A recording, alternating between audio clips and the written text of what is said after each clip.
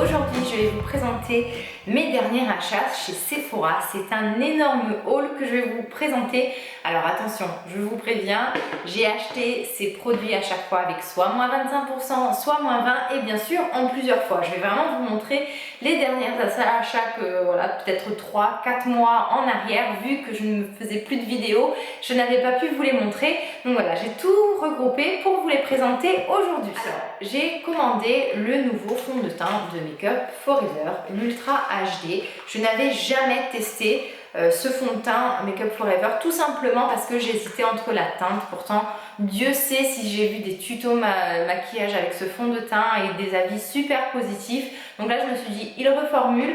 J'ai trouvé en fait, moi, à chaque fois que je veux lorsque je veux choisir un fond de teint, j'essaye de trouver une youtubeuse qui a la même carnation que moi, qui utilise un peu les mêmes fonds de teint que moi, et je chope du coup lorsqu'elle achète un fond de teint, j'essaye de regarder la teinte qu'elle a.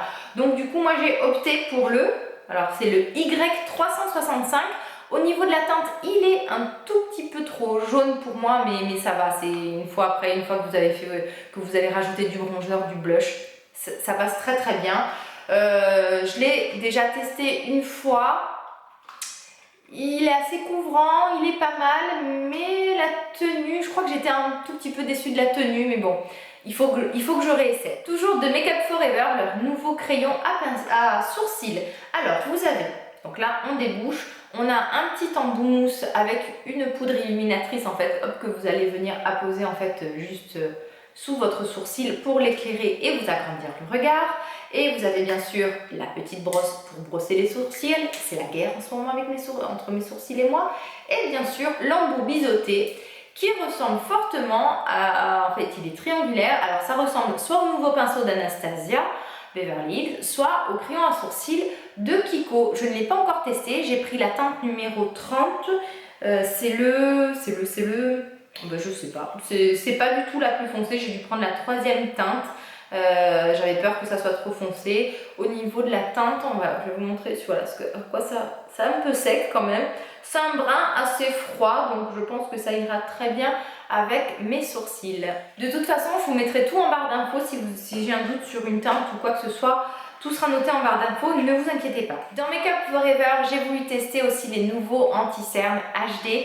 Alors, vous avez en fait deux types d'anti-cernes qui sont sortis. Vous avez des anti-cernes correcteurs qui vont avoir des teintes un peu pêches, en fait, pour neutraliser vraiment la couleur ou violacée ou noire ou grise ou je sais pas d'un cerne. Et ensuite vous avez vraiment les correcteurs, les anti-cernes, la couleur en fait que vous allez mettre par dessus. Donc moi j'ai voulu tester en fait le correcteur un peu pêche. Je n'ai pas osé prendre celui qui était le plus orange, donc du coup j'ai pris le R32. Il est pas mal, je l'ai testé juste une fois. De toute façon je pense que je vous ferai du coup une vidéo, un tuto maquillage où je le porte. Il est bien, moi ça me suffit, hein, j'ai pas besoin de mettre 10 tonnes, parce que souvent en fait je mets mon fond de teint, mais même s'il ne faudrait pas le mettre au contour des yeux, moi j'ai tendance à faire mon contour des yeux avec mon fond de teint et ensuite par dessus de mettre de l'anti-cerne. Normalement il ne faudrait pas faire comme ça, mais voilà, c'est peut-être une mauvaise habitude que j'ai prise. Donc du coup moi juste celui-là tout seul me suffit. La teinte elle est, oui, c'est un peu orangé, donc ça neutralise très bien mes cernes violettes. Et voilà, comme j'ai pour ma carnation aussi, ça correspond très bien. Je pense quand même que la teinte juste au-dessus aurait été mieux. Bon, et puis tant qu'à faire, de chez Make Up For Ever, je n'avais jamais testé de mascara, donc je me suis acheté le Smoky Lash, le Smoky Extravagant, pardon. C'est une grosse brosse, mais qui est très biseautée, vous voyez. Donc, à tester. En ce moment, je finis souvent on me demande ce que je porte comme mascara, c'est le Lash Domination de Bare Minerals. Donc, à voir. À voir. Il était pas très cher, en plus il était en promo ce jour-là. Au niveau de la contenance, il n'y a pas l'air d'en avoir beaucoup, mais voilà, je testerai. J'aime bien en général les grosses brosses. J'apprécie qu'il y ait quand même un petit embouffant pour travailler les cils de l'intérieur de l'œil, de l'extérieur et les cils du bas, donc à tester. Alors puisqu'on est dans les mascaras, deux mascaras à vous présenter. Le premier, c'est pas totalement un mascara, c'est le nouveau Tint Primer, le primer teinté de Benefit qui peut être utilisé comme mascara. Donc bon, au final, je me demande est-ce que c'est vraiment une formule de primer ou de mascara. En tout cas, ça reprend la brosse et le packaging du mascara Zeril que j'adore. Et voilà, vous voyez, c'est exactement la même bouteille, c'est exactement la même brosse, sauf que le produit est marron. Et j'ai lu qu'il résistait à l'eau. Alors dites-moi si je suis en train de vous dire une bêtise ou pas, mais je suis sûre d'avoir lu, je crois que c'est sur le site de Sephora que j'ai résisté, que j'ai lu ça, il résiste à l'eau. Donc voilà, je le testerai prochainement.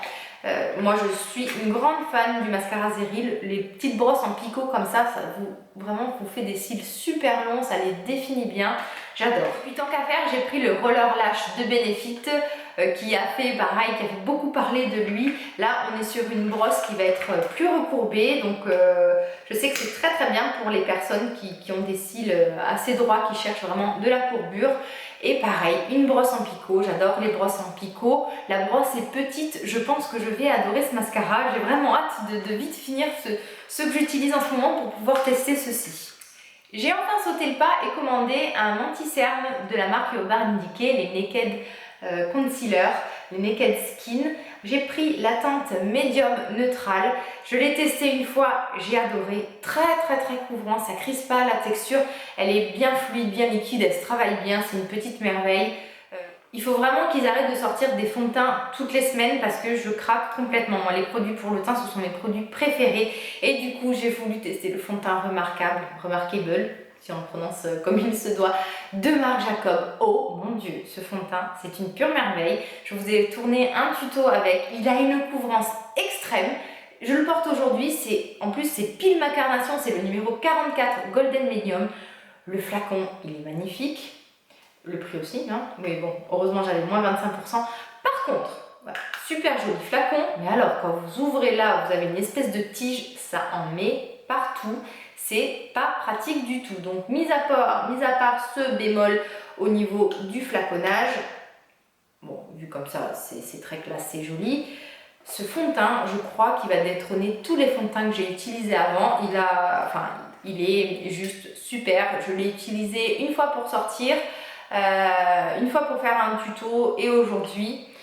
Et à chaque fois que j'ai utilisé, que ça soit au pinceau, au beauty blender, je ne l'ai pas encore essayé avec les doigts. Je me suis dit, oh mon Dieu, mais cette couvrance, cette tenue, ça floute les pores. Enfin, il est fabuleux. Du coup, dans Marc Jacob, regardez-moi ce petit bijou.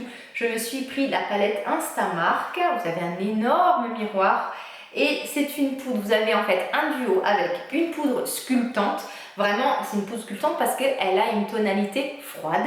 Et une poudre enluminatrice qui est parfaite pour en fait poudrer votre anti-cerne ou poudrer en fait les zones du visage que vous voulez éclairer. Elle a une teinte qui est jaune, donc c'est le numéro 40, le Mirage.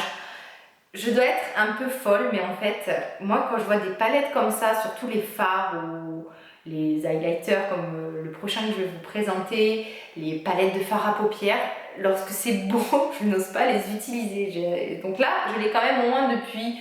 D'ailleurs, je vous ai posté une photo sur Instagram, ça doit faire au moins 1 mois et demi que je l'ai. Je n'ai pas encore osé poser mes pinceaux à l'intérieur.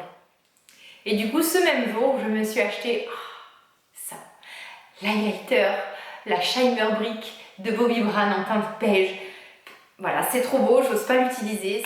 Je suis tellement heureuse de pouvoir en fait utiliser ce genre de produits et de les avoir que j'ose même pas, voilà, je vous dis, les utiliser. C'est presque j'ai envie de les collectionner, juste les voir sur ma coiffeuse. La couleur, elle a l'air divine. J'ose même pas vous la swatcher. J'ai un sérieux problème, je sais. Et je termine par des produits pour les lèvres. Le rouge sans transfert numéro 3 de Sephora. C'est une petite merveille, je le porte aujourd'hui. C'est l'un des rouges à lèvres liquides mat le plus voilà, je vais y arriver, confortable que j'ai utilisé. Déjà, il a une bonne odeur, il a une bonne consistance, il est épais, c'est-à-dire qu'en une couche, vous l'appliquez, vous n'avez pas besoin de faire plusieurs passages. Certains rouges à lèvres liquides, comme par exemple ceux de Sleek ou les NYX Suède, nécessitent d'être appliqués parfois en 2 couches. Celui-là, il est épais, il glisse sur les lèvres, il a une bonne odeur comme un peu de sucre. Et surtout, voilà, une fois qu'il est sec, il est très très confortable. C'est, je pense, de tous les, à part les soft matte de NYX, je crois que ceux-là ce sont mes préférés, donc du coup j'aimerais bien choper d'autres teintes dont le numéro 13, le mauve. J'ai aussi sauté le pas, je me suis commandé des Audacious Lipstick de NARS. Je les ai, voilà, ça fait 2 mois que je les ai et je ne les ai pas utilisés. C'est tellement luxueux comme packaging, le raisin est tellement beau avec la gravure NARS notée. J'ai commandé le Grace, qui est un joli rouge corail, voilà, splendide. Et j'espère que, je pense que je vais adorer hein, ils sont d'une crémosité mais extrême. Et ensuite j'ai voulu prendre le Vera, c'est très dur de choisir une couleur, ils ont l'air d'avoir des... Enfin, ils ont des couleurs toutes plus magnifiques les unes que les autres. Et le Vera en fait c'est un joli prune on va dire.